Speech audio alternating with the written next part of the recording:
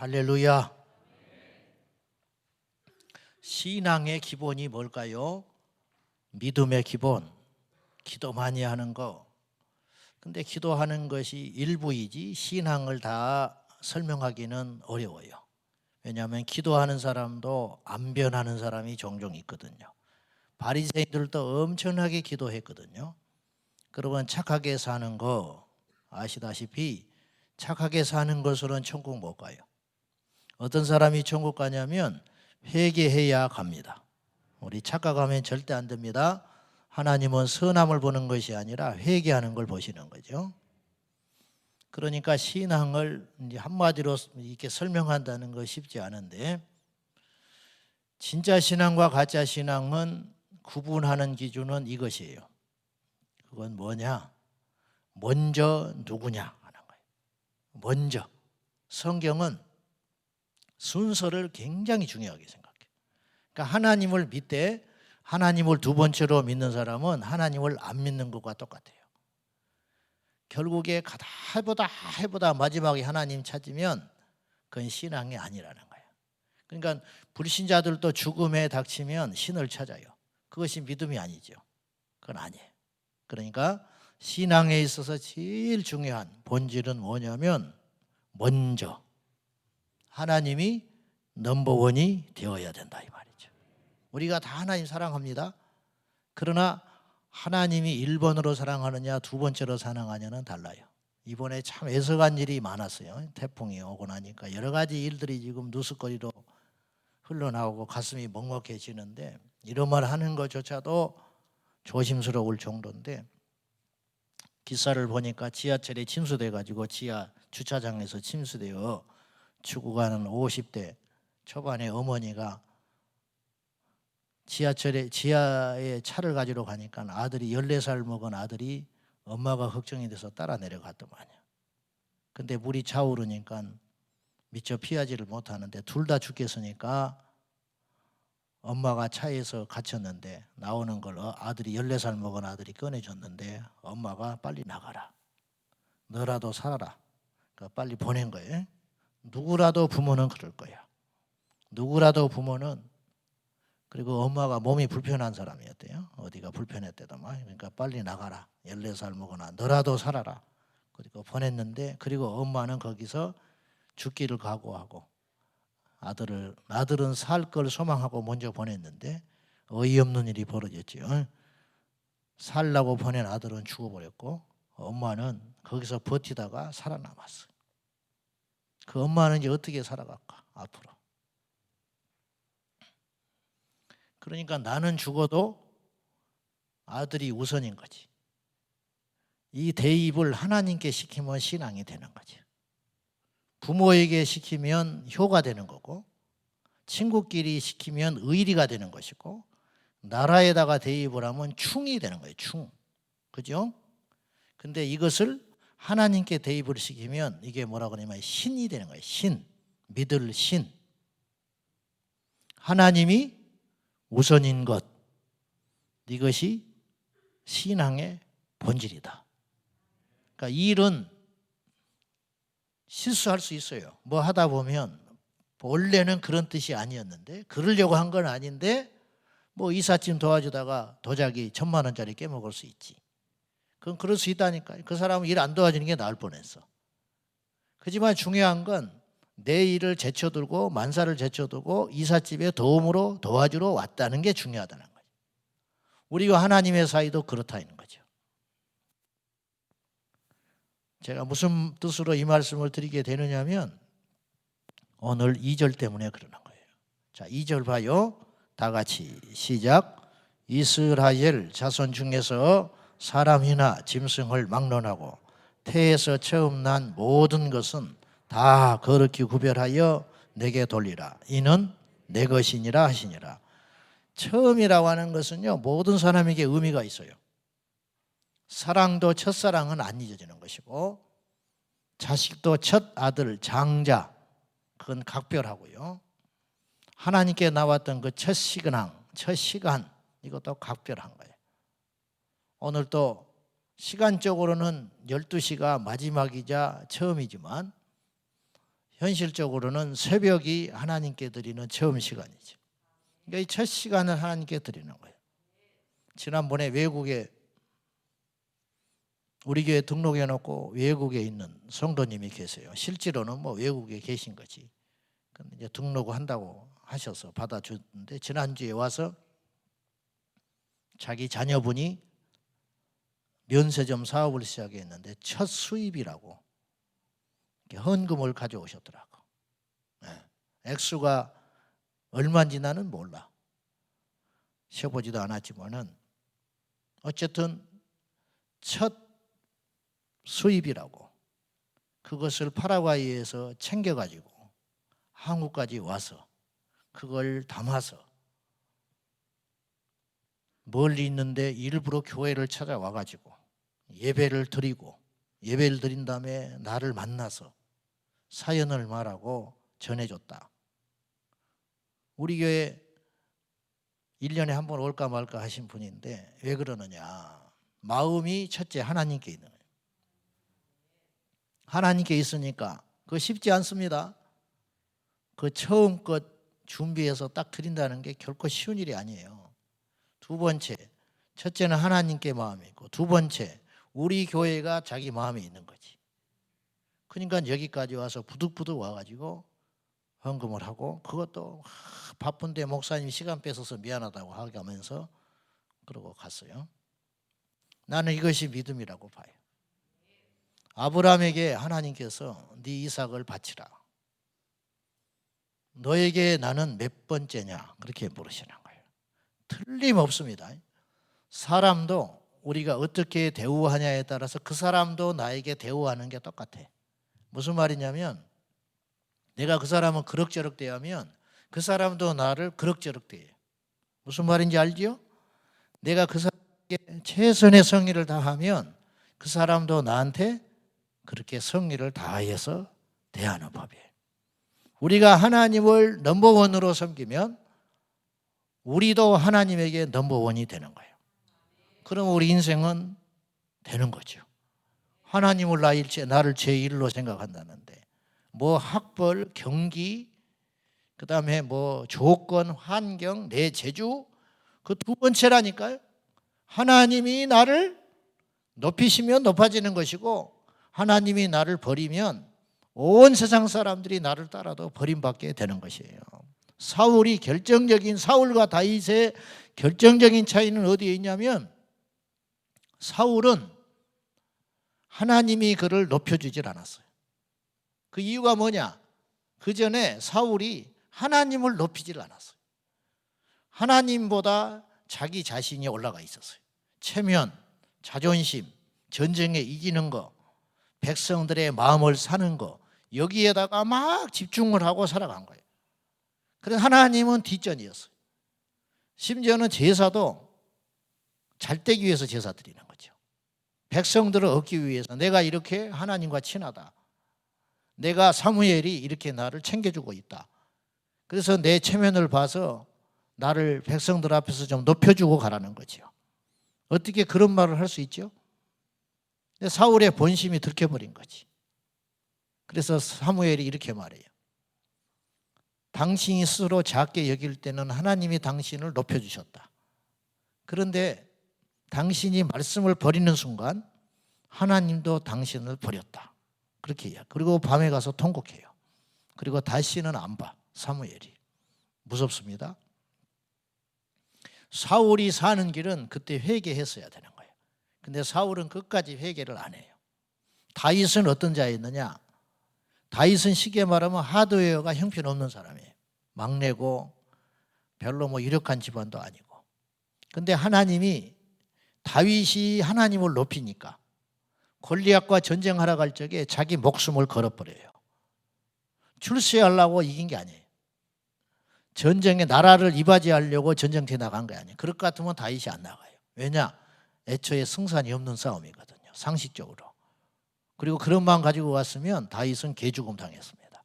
근데 다윗의 중심이 내가 죽고 사는 문제가 아니고 어떻게 이방인 장수가 저렇게 하나님을 모욕하고 있는데 나서서 싸우는 사람이 우리 이스라엘은 한 명도 없냐. 이럴 수가 있냐 이거예요. 그래서 그것에 열받아 가지고 다윗이 내가 죽든지 살든지 중요한 게 아니고 이 전쟁은 하나님의 손에 달렸으니까 내가 일단 나간다. 하나님 높였잖아요. 하나님 욕먹는 거 못 견딘다는 거예요. 그래서 나갔는데 하나님을 높이니까 하나님이 다윗을 높여주셨지요. 인생의 승리의 비결이 이것에 있습니다. 제가 많이는 못 만나봤지만 영적으로 오래 하나님께 쓰임받고 대가들이 있어요. 대가. 의외로 순진합니다. 의외로 순수들 하시더라고. 그 이유가 뭐냐? 하나님밖에 없어. 그리고 하나님 무서운 줄 알고 하나님을 우선으로 생각하셔요. 근데 이제 그게 하루아침에 된 게 아니고 계속 얻어 터져 본 거예요. 자기 방법도 써봤는데 안 된다는 걸 안 거예요. 그래서 하나님께 손 든 거야. 오늘 본문에 주님께서 요구하세요. 무엇이든지 처음 것을 내게 돌려라. 그 이유가 뭔지 아세요? 애초에 하나님의 것이라는 거예요. 14절 봐요. 14절. 자, 시작. 후일에 네 아들이 내게 묻기를 이것이 어찌 됨이냐. 너는 그에게 이르기를 여호와께서 그 손의 권능으로 우리를 애굽에서 곧 종되었던 집에서 인도하여 내실 때에. 무슨 말이냐?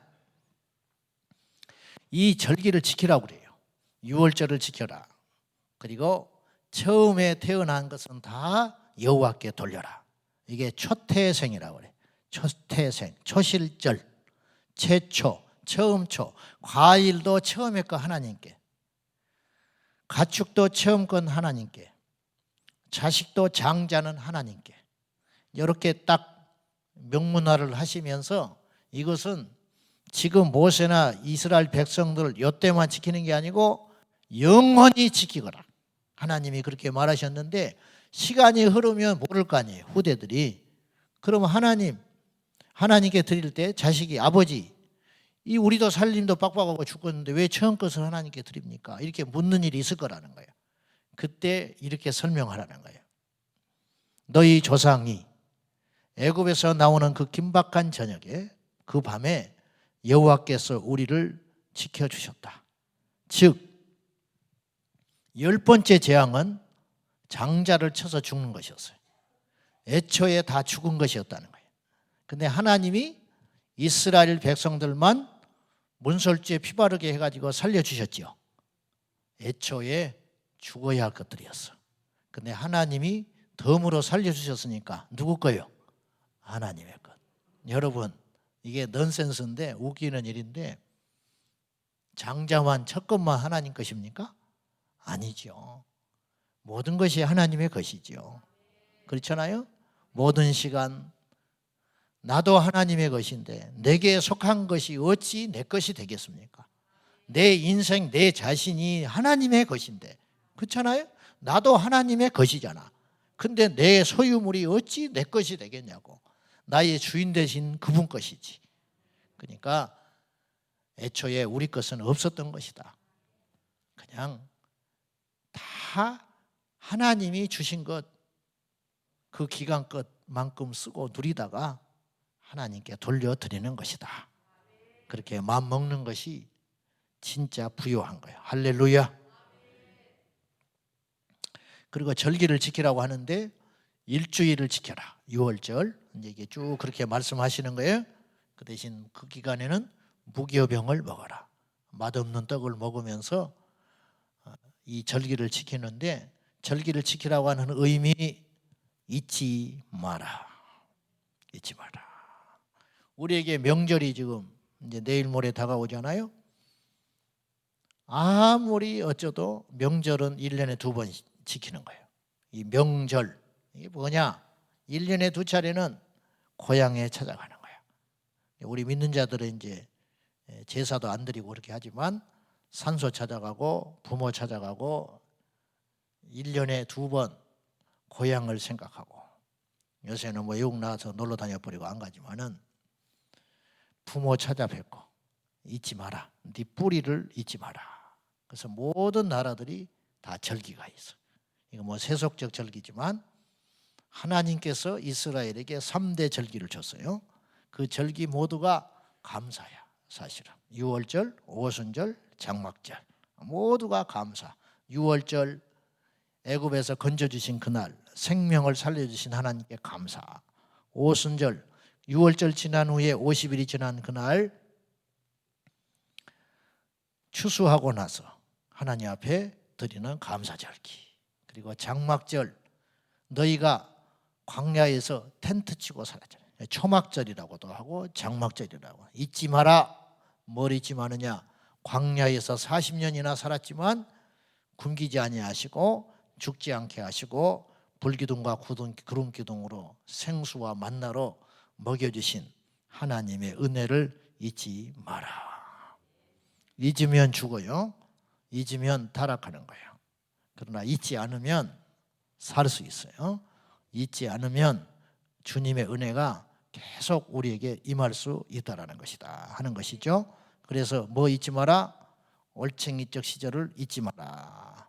지금 먹고 살만 해도 3살 때를 잊지 마라 이 말이죠. 지금 하나님의 은혜 가운데 능력을 행하고 다녀도 옛날에 하나님께 능력 달라고 부르짖고 기도했던 그 시절을 잊지 마라. 지금 건강해도 옛날에 수술실에 들어가면서 하나님 나 살려주면 이렇게 할게요. 그거 했던 거 잊지 마라. 그런 뜻이에요. 지금 자식이 저렇게 번듯하게 잘 자라도 저 자식 할 적에 내가 뒤에서 하나님께 눈물로 기도했던 걸 잊지 마라 이런 뜻이에요. 그래서 올챙이적 시절을 잊으면 변질되고 타락하고 사울처럼 망하는 거예요. 잊지 마라. 그래서 잊지 말게 하시려고 계속적으로 절기를 지키라는 거예요. 그래서 조금 삐딱하다가도 명절 때 절기가 되면 그렇지 하나님이 우리를 기적적으로 살려주셨지. 있을 수 없는 기적으로 6월절에 피를 바르게 하심으로 우리를 살려주신 그 하나님을 잊지 말자. 그런 말이죠. 자, 그리고 오늘 본문에 특이한 장면이 하나 나오는데 19절입니다. 한번 봐요. 19절 시작. 모세가 요셉의 유고를 가졌으니 이는 요셉이 이스라엘 자손으로 단단히 맹세하게 하여 이르기를 하나님이 반드시 너희를 찾아오시리니 너희는 내 유고를 여기서 가지고 나가라 하였습니다. 이걸 내가 몇 번 이야기했어요. 이 창세기 50장의 내용인데 요셉이 죽을 적에 자기의 가족들에게 뭘 부탁하고 죽었냐면 내 유고를 훗날에 우리 후대가 여기서 가지고 나가서 장사하게 해라. 그렇게 유언을 남기고 죽었어요. 그때가 언제냐? 놀라지 마세요. BC 1805년으로 추정을 해요. 요셉이 죽을 때가 BC 1805년. 그러면 지금 이때는 언제냐? 오늘 출애굽기 13장이 언제냐? 이제 출애굽할 때를 본다면 BC 1446년. 그러니까 무려 360년의 세월이 흐른 거죠. 요셉이 죽고 나서 360년의 세월이 흘렀어요. 근데 이 급박한 밤에 나올 적에 모세가 기억하고 있어요. 뭘? 야, 요셉의 유골 챙겨야 돼. 그러니까 요셉의 유골을 따로 보관했다는 뜻이에요. 믿음이 놀라운 거예요. 요셉의 믿음도 대단해요. 지금은 당장은 아니지만 보세요. 요셉은 하나님의 말씀을 완전히 믿었던 사람이에요. 아브라함에게 주신 약속이 창세기 15장에 있었다고 그랬어요. 400년 동안 종살이 하다가 나올 적에 빈손으로 나오지 아니하고 애굽에 제물을 취하여 나오게 되리라. 400년 만에 제물을 취하여 그리고 종살이를 400년 할 것이다. 어느 것 하나 쉽지 않은 예언이에요. 근데 그대로 성취됐어요. 근데 그걸 요셉이 믿었다는 거예요. 애초에 이스라엘 백성들을 야곱의 후손들은 야곱 일행들은 애굽에 들어가 살 이유가 하나도 없어요. 근데 요셉 때문에 흉년이 들어가지고 들어가게 된 거죠. 이게 기가 막힌 거예요. 이게 하나님이 경륜이라는 거예요. 인간이 절대 바꿀 수 없어요. 하나님이 정해놓은 룰과 계획은요 절대로 인간이 못 바꿔. 바꾸는 것 같지요? 바꾼 게 아니요. 하나님의 뜻대로 되는 거예요. 우연히 저 사람 만난 것 같지요? 절대 우연이 아니야. 내가 뭘 열심히 해가지고 이게 바꾼 것 같지요? 아니요. 절대 그렇지 않아. 하나님이 바꾸게 하신 거야. 그래가지고 이 요셉이 그때 죽을 때는요, 이스라엘이 그렇게 종살이 하지 않았어요. 그렇게 시시하게 취급받지도 않았어. 요셉 덕분에 이스라엘 백성들이 괄시받지 않았다니까요. 근데 요셉은 나중에 하나님이 찾아오시리니 너희들을 구원하시려니 그때 잊지 말고 내 유고를 오늘은 여기 묻히지만 후대에 반드시 갖고 나가서 약속의 땅에, 우리 고향 땅에 묻히게 하거라. 가나안 땅에서 애굽으로 이주했는데 내 유골은 그곳에 다시 묻히기를 바라고 죽었다는 거예요. 놀라운 건 360년 동안 이 유언이 계속 귀에 거쳐서 이스라엘 백성들이 모세가 기억하고 있다는 거예요. 그러니까 이걸 가지고 나와요. 그리고 40년 동안 광야에서 이걸 붙들고 있어. 그리고 여호수아가 마침내 가나안 땅에 묻어져요. 이게 여호수아서에 나와. 무섭지요? 이게 믿음이야. 될 걸로 믿고 죽었고 그것이 이루어졌을 때 잊지 않고 실행하는 거. 이게 믿음이라는 거예요. 우리 하나님은 살아계세요.